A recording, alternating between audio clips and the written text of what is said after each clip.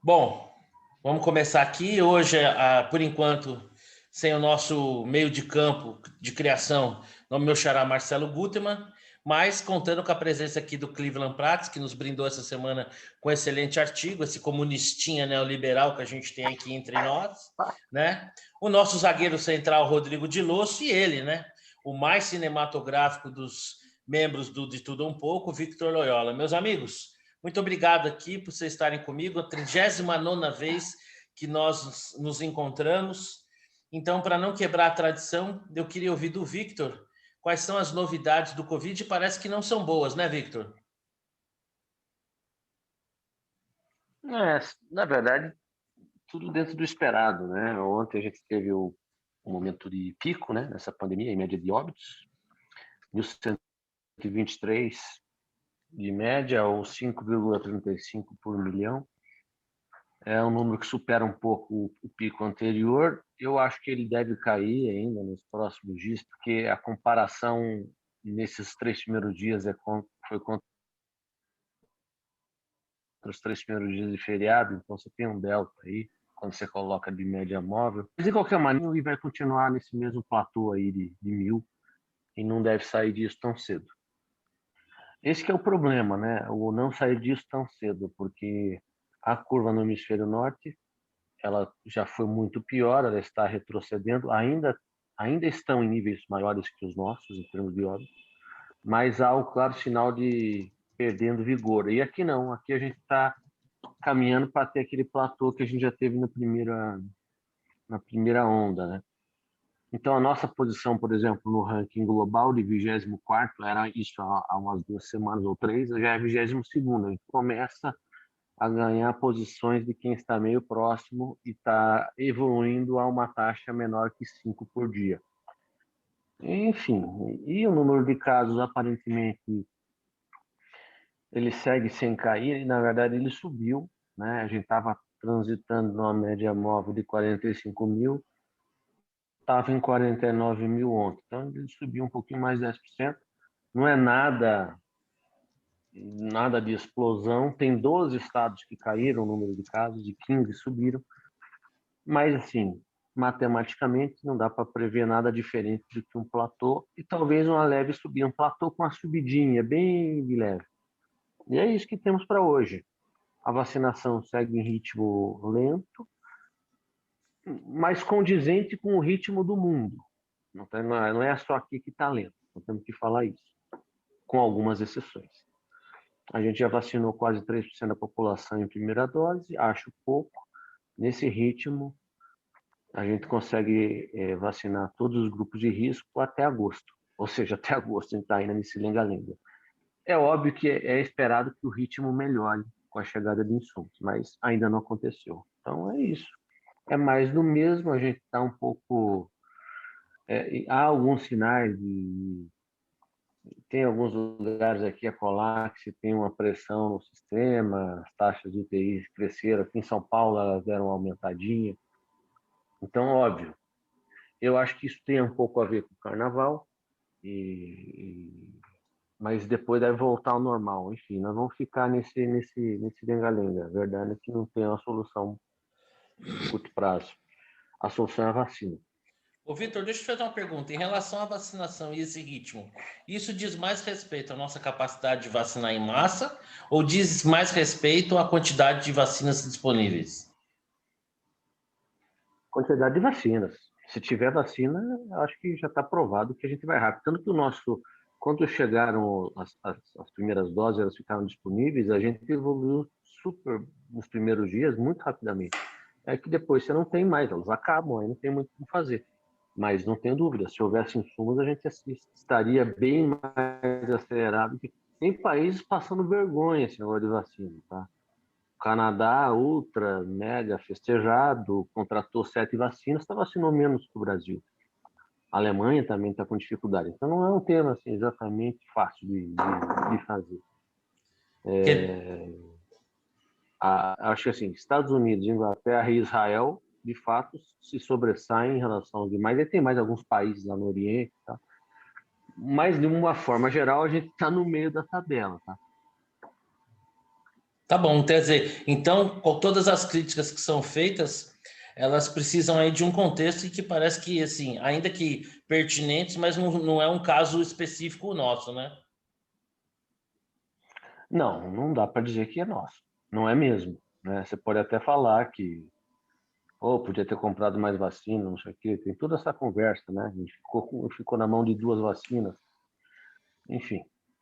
Mas quem comprou 7, como o Canadá, tá pior. Então, assim, não é tão simples a justificativa do. Acho que todo mundo está passando por esse problema. Eu acho que a gente tem uma péssimo hábito ao longo dessa pandemia de ficar personalizando êxitos ou fracassos. Êxitos ninguém, mas aí você personaliza o fracasso do governo que tá atuando, né? Todos os governos estão apanhando. A gente até já discutiu isso aqui. Tem um que esteja fazendo bonito, né? A pandemia ela arrasa quarteirão, arrasa qualquer governo. Então, governos, né, sejam estaduais, municipais, e assim, a condição da população ela vai ficar sempre insatisfeita, vai sempre achar que pô, não tá bom.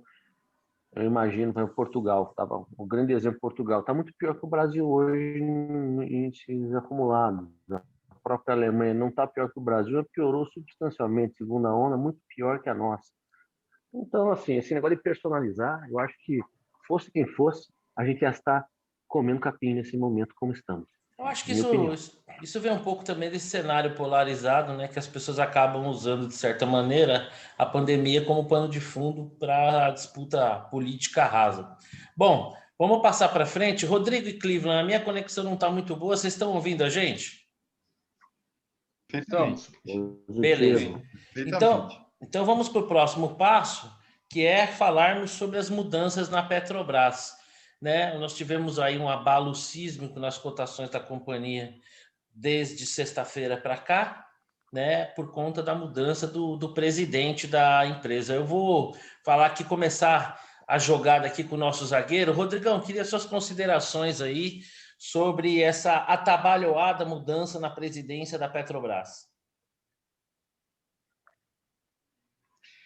Bom, em primeiro lugar, temos que cumprimentar o presidente que ele continua tomando decisões lamentáveis, né? Então, ele pelo menos é consistente. Eu queria cumprimentar pela consistência das Ninguém decisões, pode reclamar de sempre regularidade, né? pensando no melhor. Não, não. É importante ter caracterizar bem esse modo essa conduta, né, do presidente. Uma consistência em fazer coisa errada que não deve fazer é impressionante.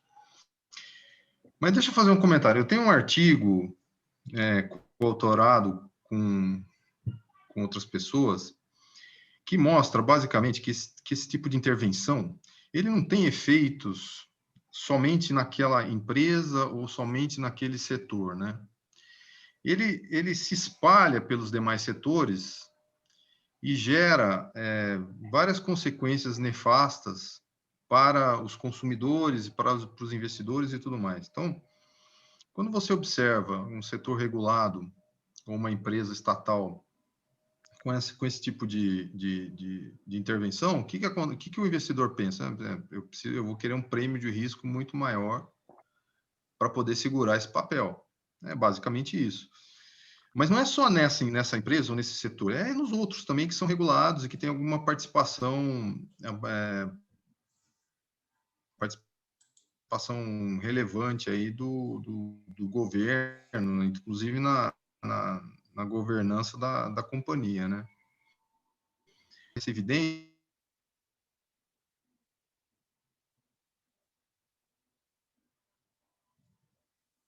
vai sair um artigo meu no Jota amanhã sobre Iboteca. Fica tranquilo. Deixa sair lá, que daí depois eu posso pôr. Vai sair lá no Jota, então, mostrando, falando um pouco sobre isso, né, dos efeitos, das deletérios desse tipo de conduta, né, que não se restringe a Petrobras, né. Você junta a Petrobras, junta Eletrobras, junta tudo, cara, é uma piora generalizada na percepção de risco, né, que o investidor tem no Brasil, particularmente das empresas que são de capital misto, e que isso precisaria ser repensado, né? Você verifica também que a lei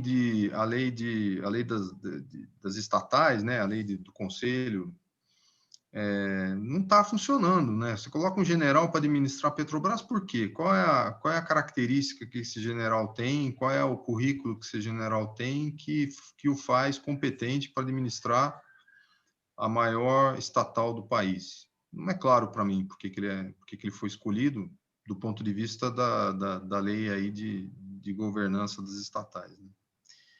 É isso, é lamentável. E tenho que cumprimentar o presidente pela regularidade das más condutas. O Cleveland, Rodrigo, você está preparado para ser chamado de comunista, esquerdista, petista, depois de publicar esse artigo? E professor da USP corrupto também. Putz, professor da USP. Nossa Senhora. Deve ser. Bom, Xará, seja bem-vindo aí ao nosso bate-papo. Eu espero que você esteja me ouvindo. A minha conexão não está das melhores, mas pelo menos o som está indo bem. Eu vou tomar liberdade aqui de maresia. Deve ser isso. Eu vou tomar liberdade aqui de passar a bola para o Cleveland. E o Cleveland nos presenteou assim com um artigo estupendo, né? Acho que ele... É até sacanagem com o Xará e com o Victor passar a palavra para o Cleveland agora, mas como eu adoro uma sacanagem, vou fazer isso mesmo. Porque o Cleveland fez um artigo, a meu ver, espetacular. E um pouco antes da gente começar a gravar aqui, naquele bate-papo nosso, que eu falava para ele o seguinte: o que mais me surpreende é que muito disso, ou quase que tudo isso, poderia ser evitado. Afinal de contas, o mandato do presidente da Petrobras vence daqui a alguns dias. E essa transição, essa mudança, poderia ser conduzida, se não sem ruído, mas com muito menos ruído do que aconteceu. Cleber, eu queria que você falasse um pouco aí sobre essa barbeiragem gigantesca aí que fizeram com a Petrobras. Gente, é tanto absurdo que eu não sei nem por onde eu começo, né? Eu estava tentando elencar no artigo que escrevi, mas já começa pelo seguinte: ele faz uma defesa do atual general pelos investimentos, se não me engano, da ordem de 2,5 bilhões que ele fez em obras que não tinham nada a ver com o negócio da empresa, né? Então já começa por aí. A defesa do novo presidente já começa por aí. Mas o que me assustou, você já resumiu, Marcelo, é o fato de que dá para vencer o mandato do cara. Para que você vai gerar essa confusão toda? Aí você começa a dar tiro. É porque o mercado financeiro são os tubarões do sistema financeiro. Cara, a quantidade de gente que tem ações da Petrobras no Brasil hoje é algo absurdo. Você não está pegando só isso, você está pegando fundos de previdência e tudo mais. Já começou a falar bobagem aí. Também se esqueceu que, da forma como ele anunciou isso, ele gerou um caos no mercado, e eu não sei não se isso não vai ter nenhum problema sob o ponto de vista da CVM e mais ainda sob o ponto de vista de SEC. E eu não sei se os investidores americanos não estão já se reunindo para entrar com um processo contra a Petrobras lá nos Estados Unidos. Não é à toa que a menina, a diretora financeira da Eletrobras, já deu uma enquadrada no presidente, né?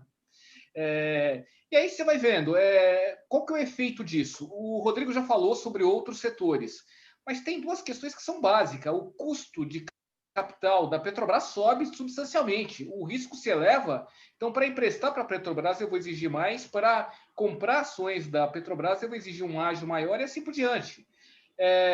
Mais do que isso, você está falando tudo isso no momento em que a Petrobras tem um acordo com o CAD para vender refinarias para gerar competição no mercado.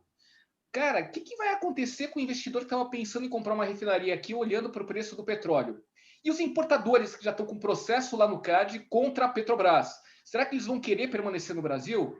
E se começarem a sair, será que a Petrobras vai dar conta de importar tudo isso e, ao mesmo tempo, entubar o prejuízo? Ou seja, é um festival de bobagem e por tudo por uma fala que, assim, estapafúrdia. E ele ainda vai atirar no setor elétrico, vai sair falando de outras coisas e assim por diante.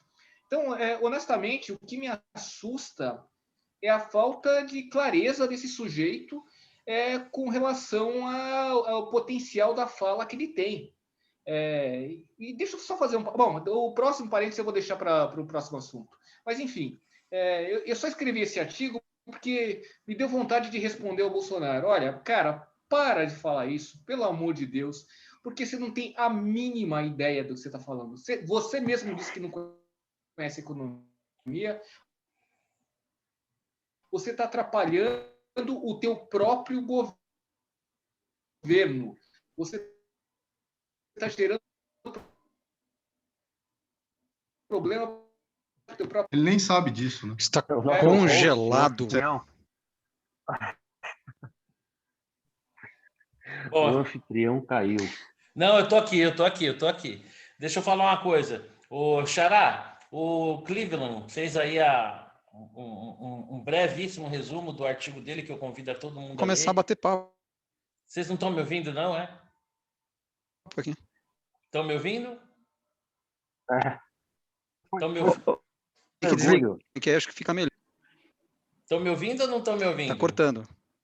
Agora sim. Agora sim. Legal. Então vamos lá. Bom, o Cleveland fez um brevíssimo resumo do artigo dele, que é brilhante, e eu convido a todo mundo que não leu que leia.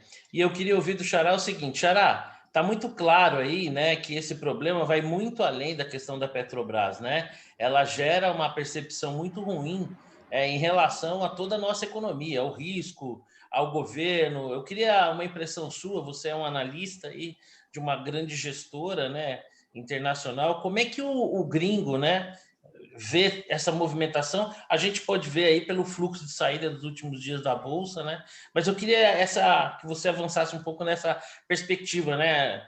O quão além, essa questão da Petrobras, o quão além vai da própria Petrobras, né? Só para lembrar, por exemplo, que boa parte dos trabalhadores brasileiros tem no seu fundo de garantia ações da Petrobras, né? Então, efetivamente, quando a empresa perde valor de mercado, isso afeta não somente grandes investidores, mas a poupança dos trabalhadores. É isso aí, o Cleveland já... Aliás, boa noite a todos, estou chegando agora, né? Fala, Xará. O Cleveland já adiantou isso, né? Quer dizer, não são só os grandes tubarões, todo mundo, de alguma maneira, direta ou indiretamente, é acionista da Petrobras e não é acionista diretamente, nós, pagadores de impostos, somos acionistas indiretos. Porque a hora que a Petrobras dá prejuízo, quem tem que capitalizar é o governo. Com que dinheiro? Né? O governo não tem dinheiro. O Victor vive reclamando então, que ele quer as ações da Petro dele, né, Victor? Então, pois é. Eu quero declarar no meu IR. Fiz a declaração. Somos donos, né? Afinal. Então, essa questão do estrangeiro, que olha, certamente, é assim, o cara que investe em mercado emergente, ele sabe que é um mercado menos institucional, né? Então, ele já tem, ele já vem para cá ou para qualquer outro mercado emergente já pedindo um prêmio, porque sabe que esse tipo de instabilidade não é se, mas é quando vai acontecer, né? Porque a nossa institucionalidade ela é muito, muito frágil. O presidente, ele, na verdade, assim, eu enxergo esse arroubo, né, como uma resposta aos caminhoneiros. Eu falo assim, ele está encostado na parede, ele não tem o que fazer, não tem o que fazer. Ele não tem saída. Ele está enrolando os caminhoneiros desde 2019, né? Prometendo coisa e não entregando. O Tarcísio é um mágico, que o cara consegue segurar a coisa só prometendo e não entregando nada, porque não tem o que entregar. Então eu vejo esse arroubo dele, que ele não tem ideia das consequências terceiras e quartas, como uma resposta aos caminhoneiros. Vê só como é que eu estou defendendo aqui, né? Veja só o tipo de coisa que eu estou fazendo para resolver o seu problema, meu amigo caminhoneiro. E ele não tem noção do peso que isso tem para outras coisas, né? Para toda a institucionalidade, né? O prêmio de risco que isso acaba agravando. Apesar de a gente ser um mercado emergente, tem mercados emergentes que têm prêmio de risco menor. O nosso é maior, não é de hoje, né? Já herdamos de outros governos esse prêmio de risco.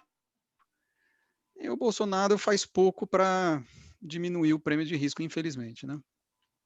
Ô, Victor, nessa semana, né, eu sempre chamei a atenção para a proximidade, né, entre os radicais, né, no triângulo da histeria, né, como os petistas e os bolsonaristas mais extremos, né, vão se aproximando. Acho que nessa semana eles beijaram na boca, né, porque teve o Mercadante defendendo, o Zé Dirceu defendendo. Eu estou falando beijando na boca que é para o YouTube não derrubar o vídeo, né? Porque, na verdade, a figura de imagem deveria ser outra. Mas para o YouTube não derrubar o vídeo, vamos dizer que eles beijaram na boca de língua, né? Um beijo legal, que dá aquela baita encoxada, chegou junto mesmo, de tal forma que até teve um artigo, uma nota, não que eu leia isso, passou na minha timeline, porque também eu não tenho muito nível, mas eu não chego tão baixo assim, mas saiu uma notinha lá no Brasil 247, né, o blog petista lá, hoje com menos recursos públicos, elogiando. Então, quer dizer, realmente a ferradura virou um anel, né, Victor? Não, e depois da declaração do Bolsonaro hoje de que toda estatal precisa ter um viés social, aí essa turma deve ter ido à loucura, né? Então, temos aí o 247, como você falou, o Mercadante, o Kennedy Alencar também elogiou. Assim, nós vamos chegar no momento em que a Carta Capital fará um meia-culpa um editorial em defesa de Bolsonaro. O Bolsonaro o título de genocida do bem. Vai acontecer, né? Eu acho que a questão da Petrobras é menos pela substituição do executivo, porque, cara, o executivo competente está cheio por aí, né? Então, isso aí você trocar por B e tudo mais. E como você bem falou, poderia fazer a seu tempo, né? Poderia fazer sem trabalhar no momento correto. Mas mais pelos sinais, né?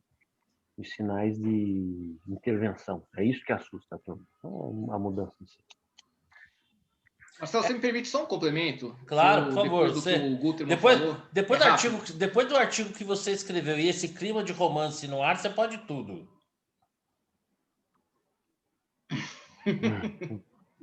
Não, olha só, tem uma coisa que eu coloquei no artigo também, que as pessoas prestaram pouca atenção, nessa esteira de querer fazer um agrado para os caminhoneiros, ele aproveitou o negócio e jogou tiro lá para os estados, né?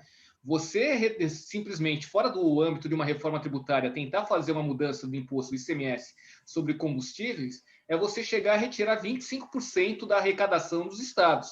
Ou seja, o governo federal quer quebrar os estados, para os estados baterem a porta do governo federal para pedirem recurso. Tenha santa paciência, né, gente? O cara é assim, por isso que eu coloquei claramente, o cara é um politiqueiro da pior espécie. Jogou para a torcida, né? Mandou aquela bola com efeito, que é bonito de bater na bola, mas o cara que recebe a bola está recebendo tipo um paralelepípedo, né? Então, assim, para a torcida que está na arquibancada é bom, mas para o jogo é uma porcaria. Bom, já que nós estamos falando aí de Petrobras, de estatal, né? Eu acho que é oportuno falarmos aí sobre a privatização ou capitalização da Eletrobras, que foi a notícia de ontem, né? Anteontem, perdão. E a notícia de ontem, também na mesma esteira, muito provavelmente, né, dizem as más línguas, para tentar compensar esse imbróglio da Petrobras, o anúncio também em relação aos Correios. Eu vou começar aqui pelo próprio Cleveland, né? Você pode sair do CAD, mas o CAD nunca sai de você. O que ele achou desse anúncio?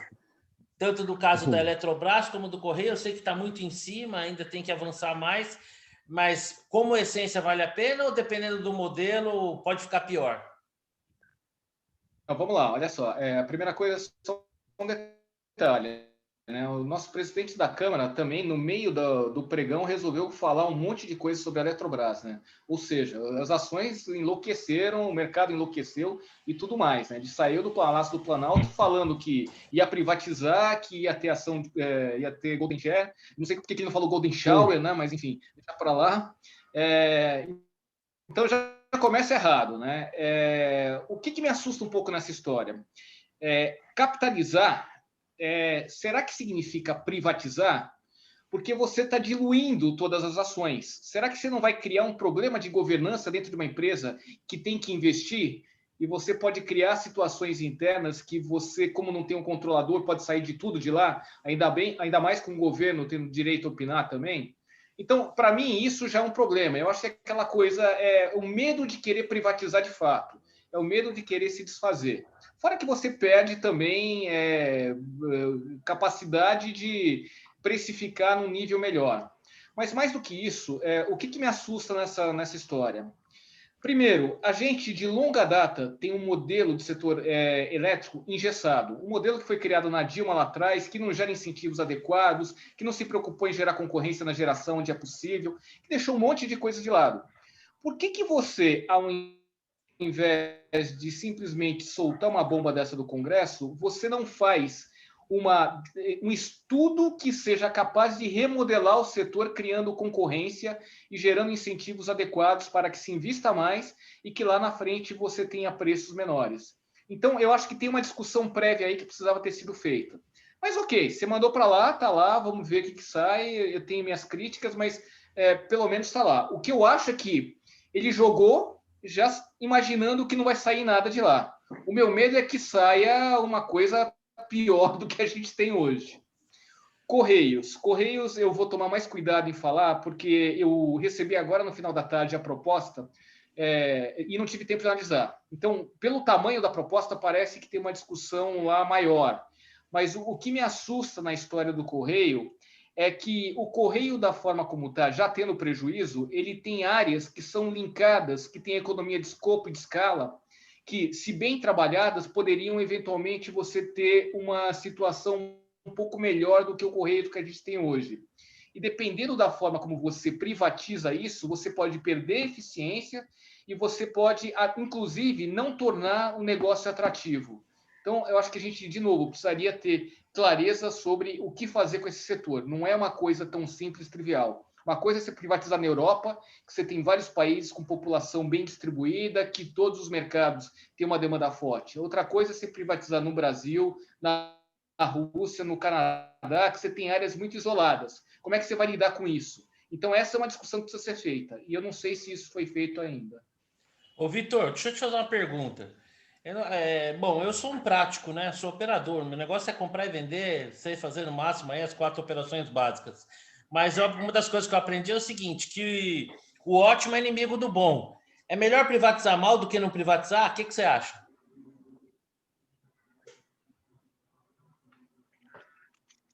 Ah, boa pergunta. Acho que não tem resposta certa, né?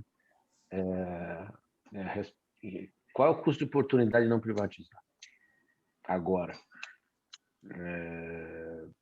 Assim, você vai vender agora, é uma conversa parecida com a que você tem no dia a dia, que você nos aconselha. Quer vender agora a X ou quer esperar para vender a X mais 0,5? Eu Ou não menos boto fé, 0,5, por né? exemplo, que o Correio vai ser ao menos 0,5. Que o Correio, pelo histórico, por que o Correio se tornaria uma empresa mais eficiente? Eu não vejo isso acontecer, não vejo esse esforço. Pelo menos o governo, a gente sabe, né? Está loteado por militares lá, nós sabemos disso. Não vejo acontecer uma melhoria na eficiência do Correio. Também me surpreende que seja uma monopólio que dê prejuízo. Isso é um caso assim extraordinário, né? Então, eu diria que se for uma proposta razoável, dada a condição atual do Estado brasileiro, eu não esperaria pelo ótimo. Eu já toparia, acharia que o bom já está razoável, tá? Seria meu insight. Não esperaria pelo ótimo. O bom tá bom. Ô, Rodrigão, eu tenho uma teoria que é a seguinte, especialmente o correio, tá? O correio dado tá caro. Se arrumarem aí um caboclo que quiser aceitar o correio e pagar R$1 só simbólico e levar, para mim já é jogo. Queria saber a sua impressão. Em relação à Eletrobras, é verdade, aí tem um aspecto estratégico, acho que tem uma complexidade maior, caberia aí um melhor modelo. Mas acho que se você colocar a discussão no Congresso, eu já acho um avanço. Queria saber a sua impressão em relação ao correio e à Eletrobras. Avançamos alguma coisa, mesmo que milimetricamente, ou é só jogo para a torcida? É difícil dizer. Eu acho que o fato de ter ido para o Congresso é uma coisa boa, mas eu acho que não vai prosperar muito, não, né?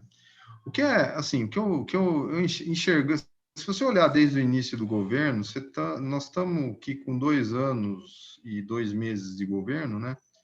É sintomático que a coisa esteja acontecendo nessas condições, né? O ideal seria ter ido esse tipo de coisa ter ido há mais tempo, já poderia ter ido, né? Depois de um ano e meio, já teria condições de ser submetido ao Congresso, se fosse o caso.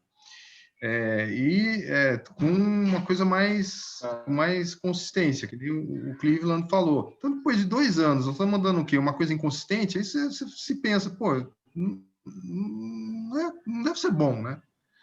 Então, o que foi feito ao longo desses 2 anos, né? Não foi feito nada, basicamente foi feito nada. Nada deve ter... É provável que tenha gasto dinheiro com consultorias e que levou a um resultado que é pífio, né? Então, sim, é bom ir para o Congresso, de repente eles discutem alguma coisa lá e avança.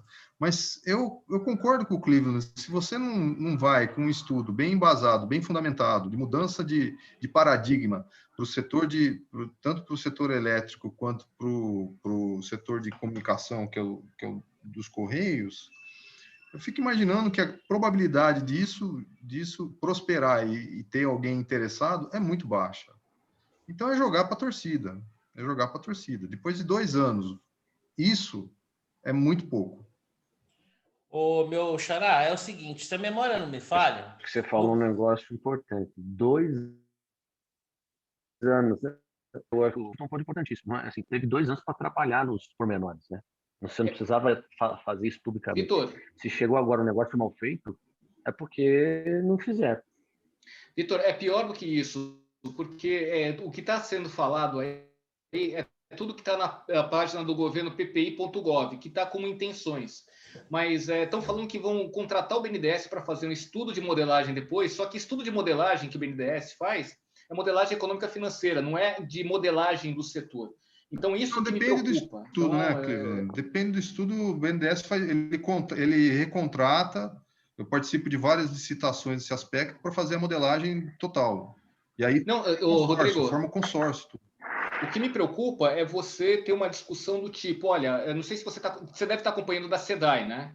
A SEDAI tem uma discussão bem complexa de como vai ser essa privatização que eles estão colocando. Obviamente, a SEDAI, qualquer um que entrar lá vai ganhar eficiência, vai ter lucro, mas o modelo que eles colocaram vai gerar problemas de externalidades negativas ainda. Então, eu concordo com você, você pode contratar via Banco Mundial e assim por diante, mas eu acho que isso já deveria estar pronto há muito tempo. Acho que você já deveria levar isso pronto para o Congresso por uma razão clara. No Congresso, e aí eu posso falar porque eu conheço, a probabilidade das coisas piorarem é enorme. Se não entra redonda, vai piorar algo que não entra redondo. Então, o que sai de lá sempre é problemático. Uma das coisas que já colocaram na privatização da Eletrobras, a Eletrobras, quem comprar, vai ter que se comprometer a fazer investimento em determinadas cidades. Isso já está em discussão no Congresso. Então, isso pode ser um problema. Concordo. Ô, Xará, deixa eu te fazer uma pergunta. No Brasil, as coisas são como são, né? O ótimo é inimigo do bom e a gente tem que, às vezes, dada a complexidade do nosso arcabouço político-social, se confortar ali com uma solução meia-boca. Eu perguntei para o nosso amigo Rodrigo se era jogo para torcida ou se, de fato, era um avanço. Para ele, soa mais como jogo para torcida. Eu ouvi algumas críticas, especialmente em relação ao modelo da Eletrobras, porque falaram em capitalização, não em privatização, né? Então, na verdade, chamar um capital de tal forma que a posição governamental fosse diluída e deixasse de ser majoritária. Não foi assim com o Vale do Rio Doce, mas eu lembro que Vale, na verdade, quando foi privatizada, foi feita a venda de um pedaço da empresa que tiraria o controle da companhia. Eu queria a sua impressão aí no geral. Foi jogo para a torcida, não foi? Demos um passinho milimétrico ou continuamos na mesma? Olha só, sobre essa questão da capitalização, esse projeto já era do Temer, né? O Temer já tinha apresentado o projeto de lei com a capitalização, né? Então, na verdade, dá a impressão que ele pegou esse projeto do Temer e jogou para frente, né? Agora, deixa eu dar um passo atrás. A impressão que eu tenho é que ele está tratando o mercado financeiro como ele está tratando os caminhoneiros. Ele está dando uma satisfação sem ter a mínima condição de cumprir aquilo que ele está prometendo. No caso dos caminhoneiros, ele não tem condição de cumprir. No caso do mercado financeiro, ele não quer cumprir. A fala dele de hoje é uma fala paradigmática. Quando ele diz que a estatal tem responsabilidade social, isso é uma visão de mundo, né? Essa visão de mundo é a que vai... Porque, veja, legal, atravessei a Praça dos Três Poderes, levei o negócio lá. Isso aí é o passo zero. São tantos os obstáculos num processo desse, assim, ainda mais um negócio que não está entrando redondo, né? São tantos os obstáculos que precisam ser ultrapassados, que se você não tem, de fato, um governo comprado com a ideia, não vai andar. Não vai andar. É assim, eu vi quando foi lá e discursou, tinha lá de um lado o Arthur Lira, do outro lado o Pacheco. Você olha para o Pacheco, não tem dúvida que ele deu uma ligada para o Pacheco. Pacheco, precisamos dar uma satisfação para o mercado financeiro que azedou tudo. Me ajuda nessa. Fica ali do lado para dar um suporte. O Pacheco falou que é contra a privatização. Não vai andar. Assim, já seria difícil andar. O Temer não conseguiu. O Temer tinha vontade de fazer. Já era difícil, já seria difícil com um governo comprado. Com um governo que acha que as empresas estatais têm uma função social, é impossível. Você imagina, os Correios têm 100 mil funcionários. A hora que começarem a fazer greve e fazer manifestação na frente, o que você acha que o Bolsonaro faz? Ah, não, precisamos preservar esses empregos. Isso aqui não pode ser desse jeito, né? Precisamos ter sensibilidade social. Mas qual é a chance disso acontecer? É menos um. Então, ele está dando para o mercado financeiro a mesma coisa que ele está dando para os caminhoneiros. Fala assim, puta, vamos... pão e circo aqui para vocês. Ficam aí iludidos enquanto eu vou tocar minha vida. Daqui a pouco o mercado cai na real, né? E piora de novo. Aí ele vai inventar outra coisa. Essa é a minha visão. Então, parafraseando você na semana passada, né, o Bolsonaro nos adoçou a boca como se fosse pequenos Wilbers caminhando pelo bosque, mas o nosso destino a gente já sabe não será dos melhores. Bom, vocês sabem que eu sou o profissional Esperança Futebol Clube, né? Não fosse assim, como é que eu teria sobrevivido 35 anos no Vietnã, que costumam chamar de mercado financeiro brasileiro? Eu acho que um primeiro passo foi dado. Eu acho que o ceticismo de todos nós aqui, eu me incluo, ele é pertinente, né? Mas vamos esperar os próximos capítulos. Quem sabe daqui para a semana que vem ou para os próximos dias o Bolsonaro dá um pouquinho mais de doce para os pequenos Wilbers. Bom, a pauta hoje é extensa aqui sobre a questão legislativa. Nós vamos perder o nosso zagueiro central aqui. Eu tenho um compromisso. Pode deixar, Rodrigão. A gente não vai... pega tudo. Nós não vamos sair jogando na loucura, não, e vou recuar o volante aqui para cobrir esse buraco. Obrigado, viu, Rodrigão? Um abraço, até semana que vem. Vou começar aqui, né? Tchau. Pelo meu amigo Cleveland. A PEC emergencial não dá para inventar dinheiro, né, o Cleveland? Quer dizer, dá, mas o resultado a gente já conhece bem, né? Tem que haver as contrapartidas. Queria suas impressões aí sobre essa PEC emergencial. Marcelo, de novo, a gente não sabe nem o que vai sair de lá, né? Até agora, o que está sendo falado, não, vamos acabar com esse piso educação e saúde. Eu, particularmente, não gosto de nenhum gasto obrigatório, porque ele tende a se tornar simplesmente uma fonte de garantia de lobbies, né, coisas do tipo. Então, eu tenho uma certa restrição a isso.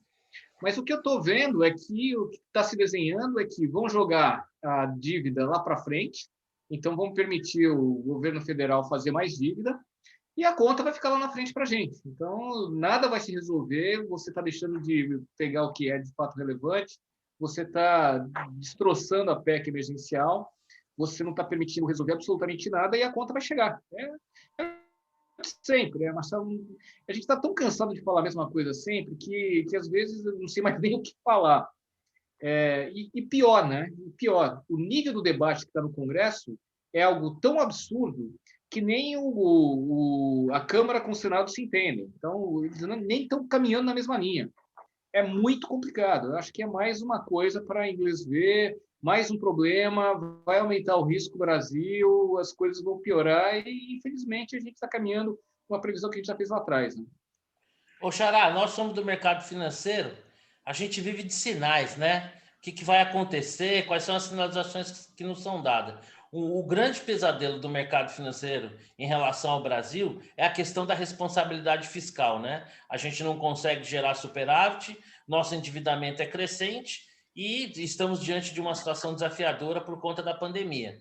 A PEC emergencial, a ideia é que a gente possa aumentar o gasto, mas que tenha aí uma contrapartida, né? E para isso a gente precisa reformar essa nossa maravilha de Constituição.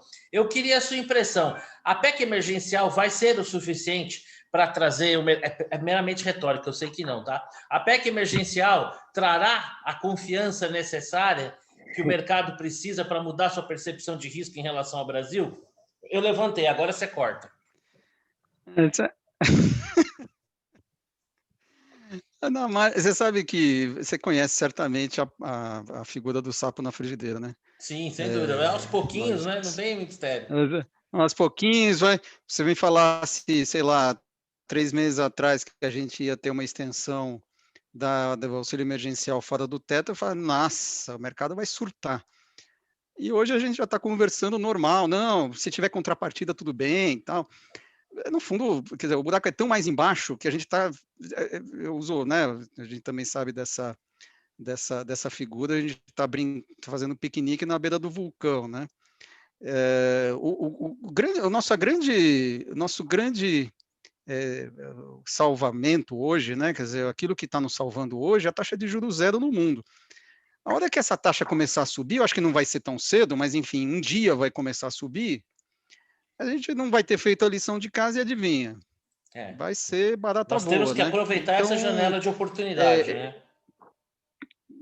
Exatamente. O auxílio emergencial, assim, a PEC emergencial, ela dá uma sobrevida para o teto de gastos, uma coisa que realmente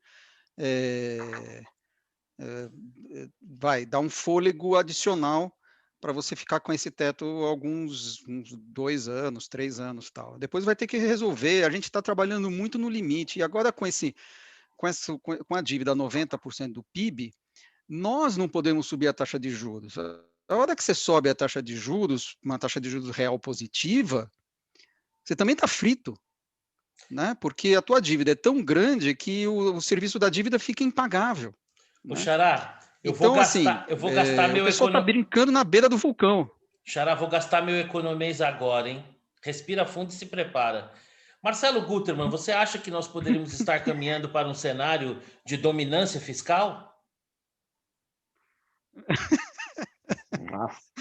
Nossa senhora, a dominância fiscal é aquela coisa que você nunca consegue saber se você está ou não, né? Só depois que aconteceu, nossa, a gente estava em dominância fiscal, né? Mas pode ser, sei lá, veja, é muito difícil você prever isso, né? Falar assim, não, a gente vai entrar, mas se não fizer nada, efetivamente, com o tamanho da dívida que a gente tem, chega uma hora que você não consegue mais subir taxa de juros, que vai trabalhar contra você. Quanto é isso, a gente não sabe, né? Por enquanto a inflação está baixa, né? Quer dizer, inflação de 4, tal, 3,5, 4, tá ok. Se trabalhar com uma Selic de 6, ok. E se tiver que subir para 10 em algum momento, né? É complicado. Dívida de 90 realmente é uma situação desconfortável. Para quem acompanha a gente aí, que não tem obrigação nenhuma de saber o que é dominância fiscal é quando a autoridade monetária aumenta a taxa de juros e isso, ao invés de inibir o consumo e a inflação, acaba impactando com que os investidores, temerosos pelo aumento da dívida, comecem a sair do país, com isso afetar o câmbio e o câmbio contaminar, aumentando a inflação. Então, você aumenta a taxa de juros para conter a inflação e aquele aumento de taxa de juros acaba aumentando a inflação. Expliquei direitinho, Xará? Perfeito, perfeito. É isso aí. Ô, Victor, para a gente passar... 10. Obrigado, mestre. Para a gente passar aqui a régua, essa PEC emergencial aí é um jeito que nós estamos encontrando de acochambrar, que a gente vai gastar mais e pedindo ao mundo que nos dê um tempinho, Ou você acha que realmente tem aí talvez algum traço de responsabilidade fiscal, que seja uma coisa temporária, que passar desse pior momento, nós iremos avançar nas reformas, na privatização, e a PEC não vai repercutir tão mal assim? Em suma, você é um otimista ou é um cético? Uma gambiarrazinha eleitoreira. Sou um cético. Sou um cético, infelizmente. Queria ser um otimista. Deixa eu complementar. Eu vou fazer o contraponto ao ceticismo do Vitor e ao meu próprio ceticismo.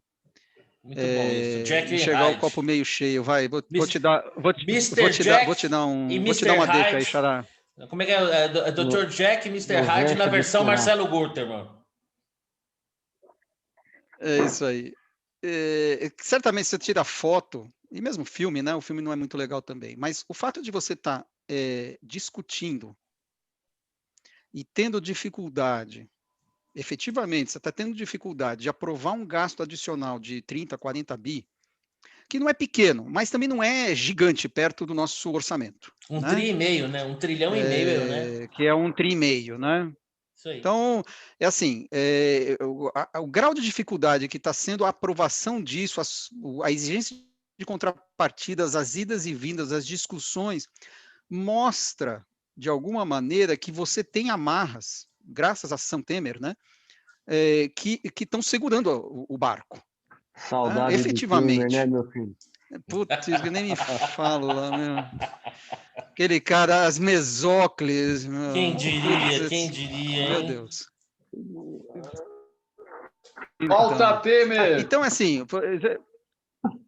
você tem uma institucionalidade em termos da dívida pública que já vem desde lá atrás, né, desde a lei de responsabilidade fiscal. Foi um edifício que foi sendo construído que o governo Dilma depredou bastante, né, com as pedaladas e tal, foi recuperado pelo Temer com o teto de gastos e, efetivamente, você tem um avanço. Né? Então, essa discussão que está tendo, que pode ser, né, a gente vê o Congresso com a sua politicagem e tal, no fundo, ela existe porque, em outras épocas, putz, você aprovava esse negócio, não tinha TCU, não tinha nada.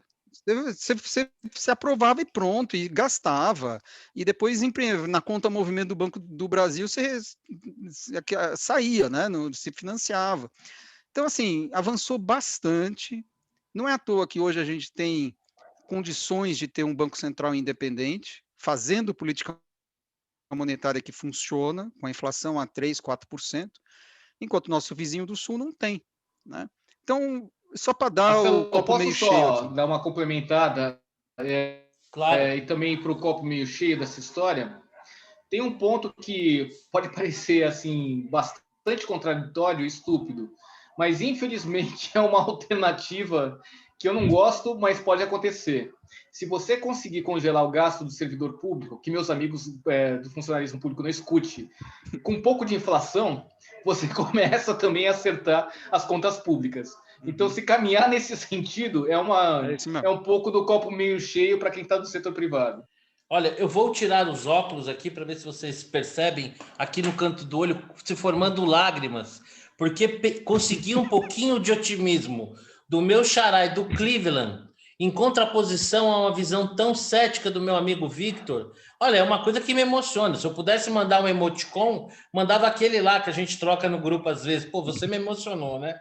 Mas é o seguinte, eu gosto mais dessa minha versão do xará, porque eu acho o seguinte, as mudanças... Mas, Marcelo, peraí, Marcelo, mas tem que ser aquele porra Bolsonaro.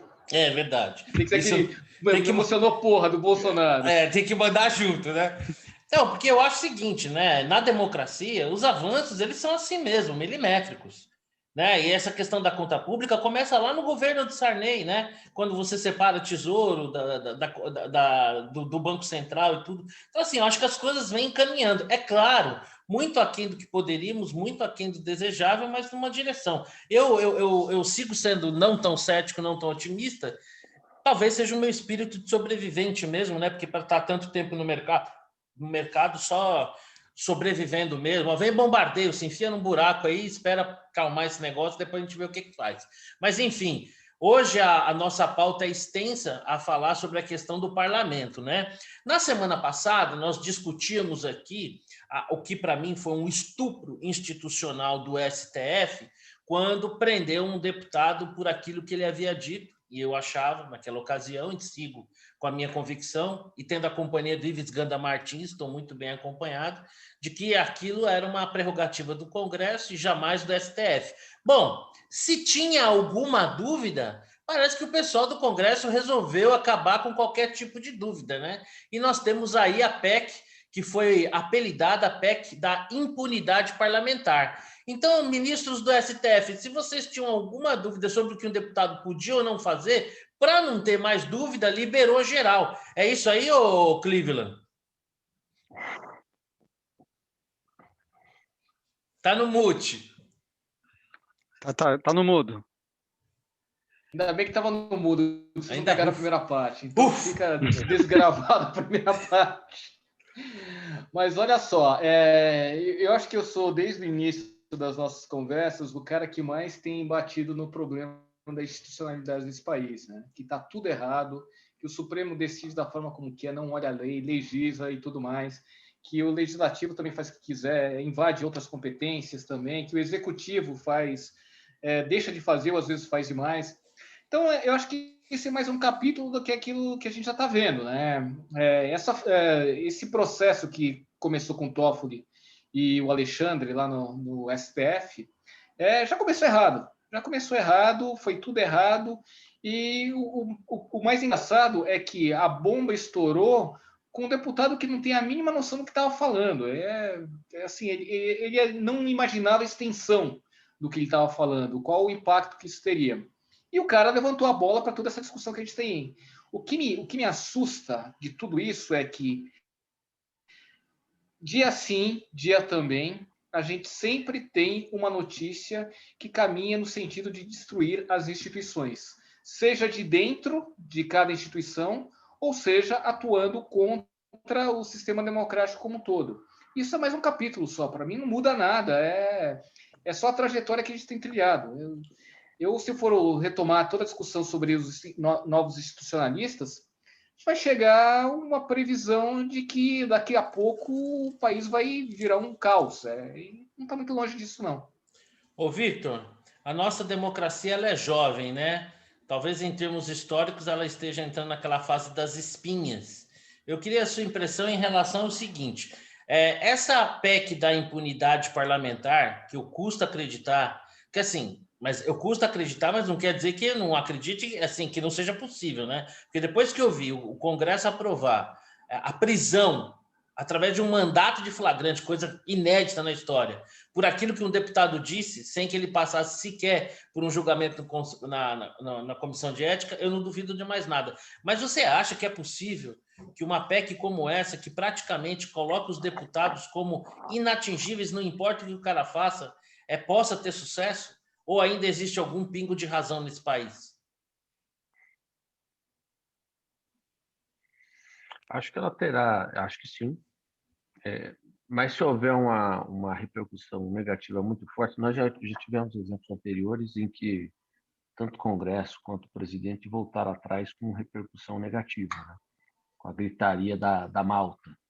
Então, eu acho que, dependendo do nível de gritaria, acho que ela pode ser melhorada, vamos dizer assim. Mas eles eles acabaram com a segunda instância. Você viu, tem muita precedente nesse período de 2 anos de que o Congresso esvaziou lá o pacote anticorrupção, enfim, o STF já tirou a segunda instância, ninguém fez nada. Então, assim, normal. Não me surpreenderia com a aprovação tal qual ela está. Eu só acho que ela pode sofrer algum tipo de esvaziamento se tiver uma gritaria muito grande. Se não tiver, passa assim mesmo. Marcelo, os caras não têm vergonha na cara. Isso é fácil, não tem vergonha na cara. Me permite só um detalhe que eu acho que tem passado assim desapercebido por muita gente.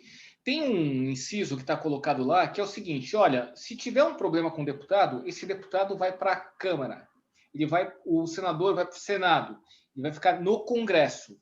Então, ninguém pode fazer uma busca e apreensão de absolutamente nada. É o tempo suficiente para você destruir todas as provas. Sabe aquela história do Gedel que foi pego com dinheiro, não sei onde? Não pode. Até que se decida isso, não pode. Então, você está, assim, simplesmente acabando com qualquer possibilidade de pegar corrupção nesse país que envolva deputados e senadores.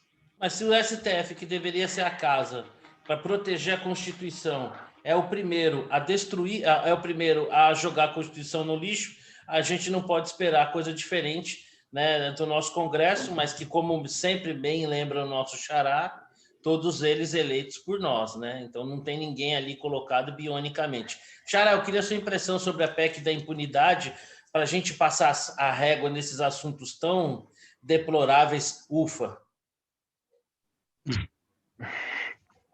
O STF derruba. O STF manda. Tranquilo. Tá aí. Tá aí. Vai ser um excelente capítulo. Aliás, disse nos bastidores, né, que o STF de fato já chamou o Arthur Lira para uma conversa, né, porque soou como uma resposta. Claro. E parece que não foi uma resposta muito bem recebida. Não é de se estranhar. Bom, finalmente, né, conseguimos... A gente está parecendo aqueles batalhões do exército, né, que tem que pegar o rifle e atravessar um pântano assim, né? Então, agora, finalmente que nós atravessamos o pântano, podemos tirar os coturnos, respirar um pouquinho e falar de coisas, eu não diria mais leves, né? Porque nós temos entre nós nosso amigo Victor, e eu, como São Paulino, também não estou com tanta moral assim. Mas vamos falar de futebol. Começar pelo Victor, eu diria que acho que aqui só o Marcelo. Guto não está um pouquinho melhor. É verdade. Então, aqui a gente só tem sofredor. Na margem. Temos que falar assim, tudo é versus expectativa. Exatamente. Ele está melhor que o resto. Com certeza. Aliás, ele é o único que está em linha com as expectativas. O único, porque ele queria ser vice-campeão da Libertadores. Chegou lá. Isso. Para não ter que passar o que a porcada passou. E classificar para a próxima Libertadores. Exato, perfeito, é isso aí. Ô, Victor, por favor, fale aí do seu... Vamos encerrar agora, vai acabar o Campeonato Brasileiro, né?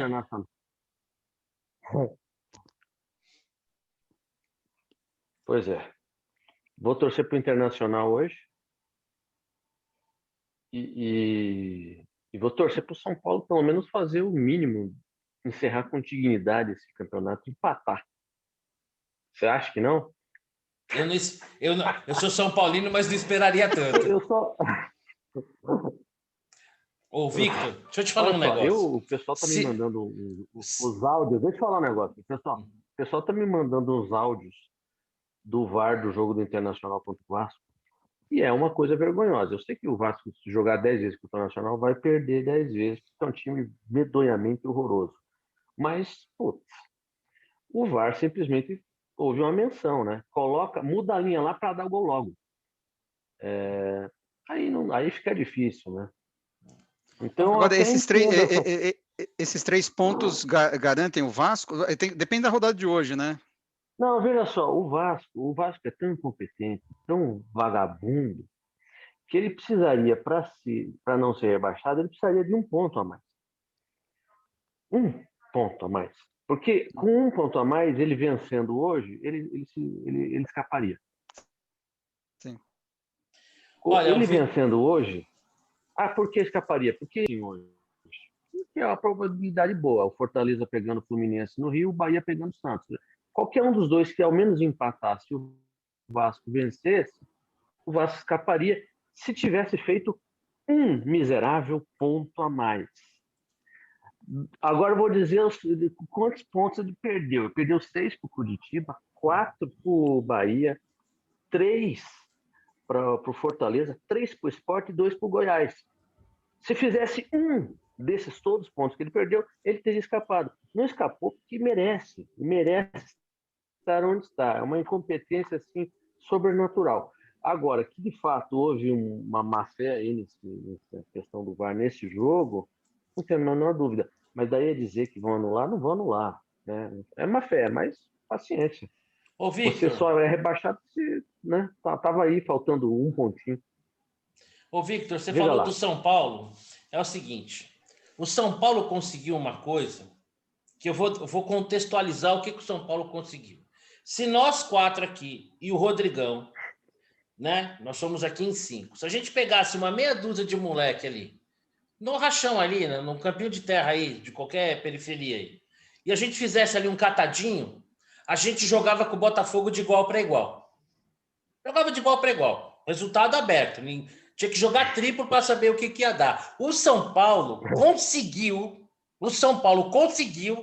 perder para o Botafogo. O Botafogo, se você quiser perder para o Botafogo, você não consegue. E o São Paulo conseguiu perder. Então, você me desculpa, se você espera alguma coisa do São Paulo, desses caras que estão aí, esquece, não espere nada. O Porto... Então, o São Paulo tá escondendo o jogo para surpreender o Flamengo. Tá claro isso. Olha, o São Paulo Tá escondeu. Claro. Mas o Flamengo vai entrar achando que é moleza. Moleza. O São Paulo escondeu tão bem o jogo, o São Paulo escondeu tão bem o jogo que não consegue nem achar de volta. Cara, esse campeonato, esse campeonato é o campeonato da mediocridade. Sem dúvida. Tá completamente aberto. Completamente. O Santos, eu vou te dizer, o Santos vinha de uma vitória contra o Boca, que foi antológica na Libertadores. Aí pegou o Goiás na sequência, terminou o primeiro tempo ganhando de 2-0. Goiás na zona de rebaixamento, né? Terminou o primeiro tempo ganhando de 2-0, passeando em campo. Levou a virada. Perdeu o jogo de 4-3. Assim, esse campeonato está completamente aberto. Não tem lógica. Não tem lógica nenhuma. Realmente. Zero de lógica. Realmente, eu não sei. Eu tenho a sensação de que o Flamengo leva. Eu também, infelizmente, acho que sim. O Santos, quando o Santos ficou focado, de repente ele se viu na final da Libertadores, ele meio que desfocou do brasileiro. Quando ele perdeu a Libertadores, ele estava em 11º lugar no brasileiro. E rapidamente se posicionou no G8. Ele está garantido para a Libertadores, da pré-Libertadores ano que vem. Eu acho que se o Santos é um time de respeito, ainda mais porque tem um elenco mais ou menos. Então, assim, eu considero que o Santos surpreende a todos aqui, né? O Cleveland. Dentre nós, o mais feliz, passando a liderar o movimento de não voltar para a primeira divisão. Não voltar. Fica lá. Ó, eu quero pedir desculpa para vocês se em alguns momentos eu estou cortando, é que a minha internet está oscilando, tá? Divisão, ano que vem vai ser casca grossa. Beleza, eu só queria dizer o seguinte: se o Vasco se classificar para a primeira divisão, devia fazer uma petição para a CBF para não voltar. Deixa ficar na segunda. Porque voltar para a primeira divisão para passar essa vergonha, é melhor ficar na segunda, ganhando jogos, fica no G4, fica lá. Filho. Esquece o negócio e voltar para fazer esse papelão, essa vergonha. Ô, Cleveland, antes de começarmos nossas dicas, eu queria saber suas... O Cleveland tá quietinho, né? Eu queria... tá no meio. A gente vai disputar a Sul-Americana, cagaram regra a vida inteira e acabaram na Sul-Americana. Então não tem que falar muito mesmo. É isso aí mesmo. Deixa eu te falar uma coisa, ô Cleveland. Antes de você... eu não sei se você queria falar alguma coisa do futebol. E se não quiser, já pode começar suas dicas aí. Você não me deixa? Pode falar. Eu queria, você não me deixa, pô.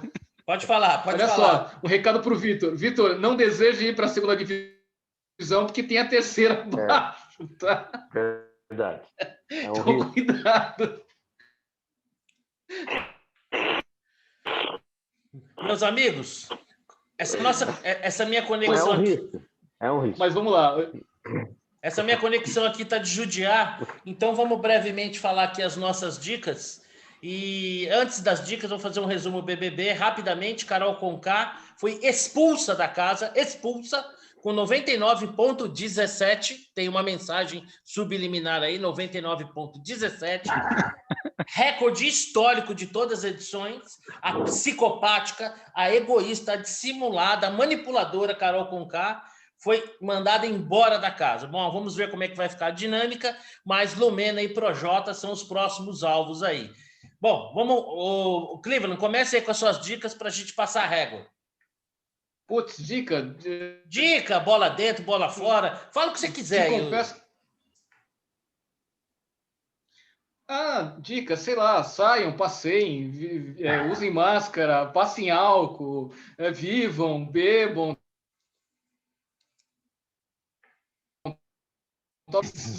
Sei lá o quê. Não tenho dica nenhuma. Bola fora, cara, é chato, né? É chato porque já tá virando manchete. Cleveland dá como bola fora Bolsonaro. Mas não tem jeito, cara. O cara não aprende, continua, e assim por diante. Bola dentro. Bola dentro, vou dar pro meu time hoje, que vai perder pro Internacional. Já antecipando a bola dentro de hoje. E aí, Victor, é com você, Lombardi.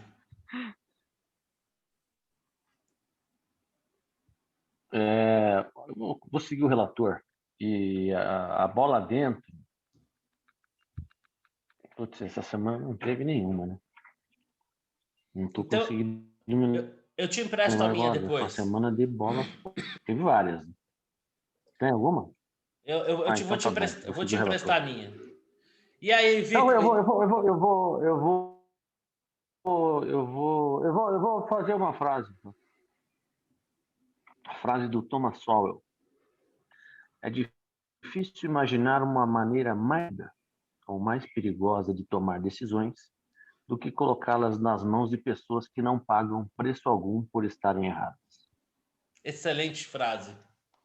Então, aplaudir. Essa é a melhor. Fica de todos nós.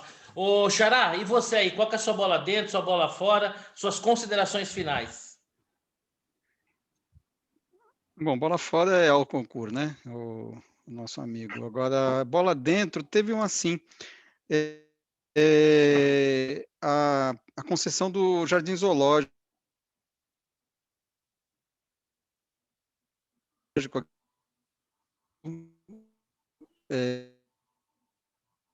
Essa semana, né? Eu fui a última antes da. Puta, o estacionamento é horroroso. Tem uma lanchonete lá dentro, meio porco. Quer dizer, tem um potencial aquele espaço espetacular, né? E poxa, dá para transformar num negócio muito bom, que é realmente um ponto turístico. Então, acho que foi uma bola dentríssima essa concessão que saiu. E aí, não tenho dica nenhuma. Bom, não sei se vocês estão me ouvindo. Porra. Nossa, Jardim Botânica tá no... É isso. Acho que o Marcelo sumiu. Não, tô aqui de volta. Tô aqui ouvindo. Congelado. Tô ouvindo vocês. Vocês estão me ouvindo? Manda. Então vamos para a reta final aqui.